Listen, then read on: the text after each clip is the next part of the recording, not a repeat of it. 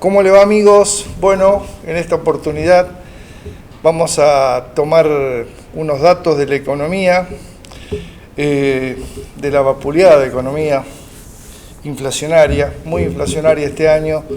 Comenzamos con un 3,7, luego un 4,7, marzo llegó a un 6,7 y se apresta a informar el índice del mes de abril, que nuevas precisiones indican que va a estar cerca del 6,3, o sea, una mejora pero muy parcial, muy leve. Y para colmo que, bueno,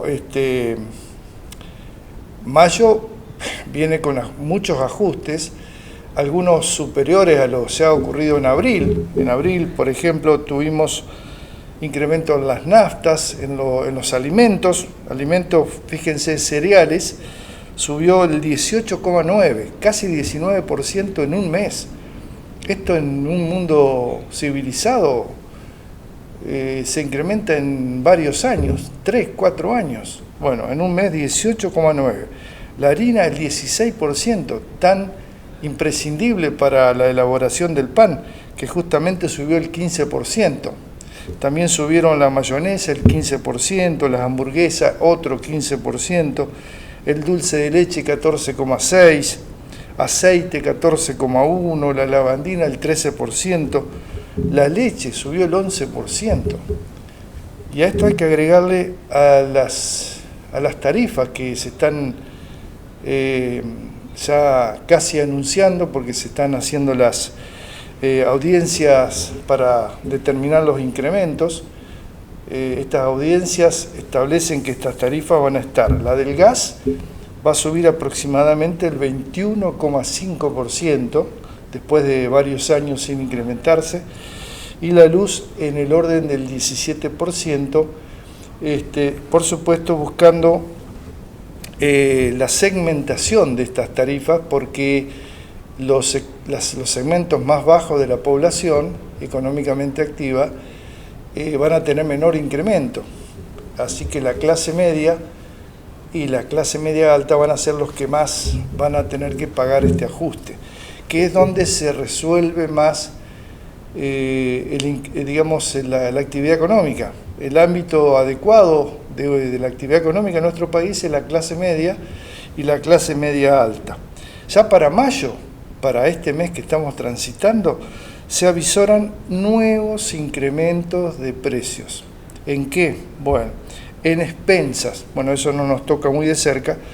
Bueno, por la suba de los sueldos de los encargados de los edificios de propiedad horizontal, que subieron un 15%, las empleadas domésticas subieron un 9%, el gas natural comprimido, tan imprescindible, subió el 15%, internet y celulares cerca del 10%, prepagas 8%, colegios privados 8%, y a esto hay que agregarle la suba de precios internacionales que afectan directamente a los precios domésticos de nuestro país. Está bien que estamos viviendo un ámbito inflacionario de hace muchos años, pero en torno al 70%, como se espera que sea este año, no lo hemos vivido desde hace 31 años, cuando fue la época de la que estábamos saliendo de la hiperinflación y llegamos a tener un 84% anual en 1991. Entonces son cuestiones que realmente preocupan muchísimo, sobre todo porque hay una gran desconexión de la clase política respecto de los intereses de la gente. La política en general, tanto del oficialismo como de la oposición, están preocupados en las candidaturas del año que viene. Por un lado, el oficialismo tirándole dardos permanentemente al ministro de Economía, que es un poco el presidente Alberto Fernández, y que esa interna va a derivar en alguna consecuencia explícita en poco tiempo, debido a que estas presiones permanentes hacen de que no se sostenga por mucho tiempo esta situación.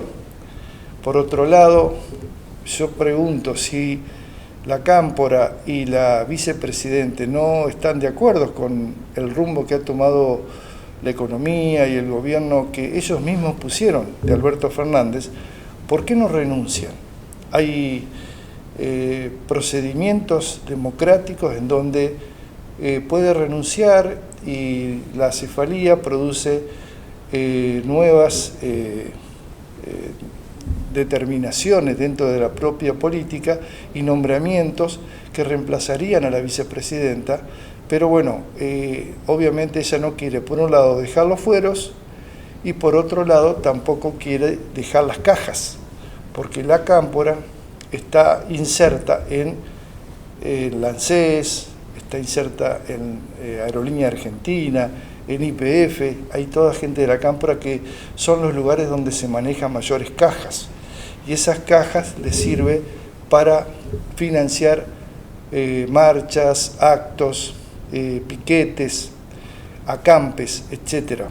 De ahí es donde sale el dinero de que los argentinos pagamos todos con los impuestos, o bien que el propio gobierno paga emitiendo dinero, transformando la inflación en una espiral interminable. Y por otro lado, la oposición también es cómplice, porque están viendo si Milei ingresa a la coalición opositora o no ingresa Milei, o llega determinaciones dentro de la propia coalición opositora, viendo los aspectos más sobresalientes de los candidatos que se pueden avisorar para las próximas elecciones, cuando la gente realmente la está pasando muy mal en la economía. Fíjense que tenemos más de la mitad de la gente son pobres. El 65% de los chicos del conurbano no terminan la secundaria. 1 de cada 10 personas son indigentes. 1 de cada 10 son desempleados. El 40% de la población económicamente activa en condiciones de trabajar está inscripto como, o no está inscripto, mejor dicho, está como no registrado, que son más de 7 millones de personas. Hace 10 años que no se crean empleos genuinos en cantidad importante en el sector privado. Y mientras tanto, el desvarío de la clase política, que lo único que les interesa es el poder, son las candidaturas, quienes se quedan con las cajas, etc. O sea que hay una gran desconexión entre los intereses o las prioridades que tiene la gente, que es el ingreso genuino, la búsqueda de soluciones a sus problemas de falta de buena alimentación, la cantidad de pobres que van ingresando en las estadísticas por no poder alcanzar a pagar la canasta básica total, la cantidad de indigentes que también lo hacen por no poder abonar la canasta básica alimentaria. Y además tenemos un país que tiene muchas posibilidades, muchas fortalezas, pero también tiene muchas amenazas, que es justamente la clase política la que no reacciona frente a este medio, a este contexto tan comprometido, y no tiene una solución a estos problemas que tanto acucian a la gente común.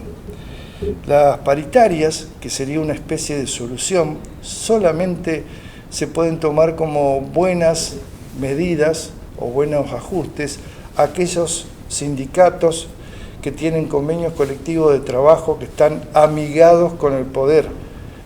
Llámense camioneros, Moyano, bancarios, Palazzo, etc. Esos acuerdos que han hecho son muy superiores o están muy revalorizados respecto de los otros convenios, como gastronómicos, sanidad, etc. O empleados de propiedad horizontal o de edificios de propiedad horizontal que no tienen tanto poder, por ende los secretarios no tienen una vinculación directa con el poder y no logran tener buenos incrementos. Pero más allá de eso, ustedes piensen que el empresario, vamos a hablar del sindicato que más ajuste ha tenido en la economía, camioneros, las empresas de transporte, tanto de cargas como de pasajeros, realmente a veces en un contexto tan crítico que estamos viviendo, no tienen las posibilidades de mantener y asegurarle al empleado tantos incrementos de sueldos. Entonces, ¿qué pasa? Corren graves riesgos el mantenimiento de las fuentes de trabajo y seguimos aumentando el desempleo y seguimos generando más necesidades para la gente. Lo que hay que hacer acá es tratar de mejorar la inversión, la producción, las exportaciones, como siempre lo venimos diciendo. A través de una mayor producción vamos a obtener mayores puestos de trabajo, vamos a tener mayor ingreso y ese mayor ingreso se va a redundar en beneficio de los trabajadores. No va a hacer falta que tengamos que tener paritarias tan exorbitantes para que los empresarios no lo puedan pagar. Y además, ese crecimiento de la inversión que hace crecer la producción va a generar incremento de oferta monetaria para solventar esta mayor cantidad de bienes. No va a ser creación espuria, entonces la inflación se va a ir conteniendo sola. Pero bueno, eso todavía aparentemente no lo han entendido los políticos y estamos viviendo esta situación de desconexión entre la política y la gente, que se va agravando día a día. Están pisando la cola del león. Realmente es muy preocupante. Bueno, esperemos que cambien estos índices y este perfil de los políticos en el corto plazo para no tener que tener otro problema económico social como ya muchas veces lo hemos tenido. Muchas gracias y nos vemos la semana que viene.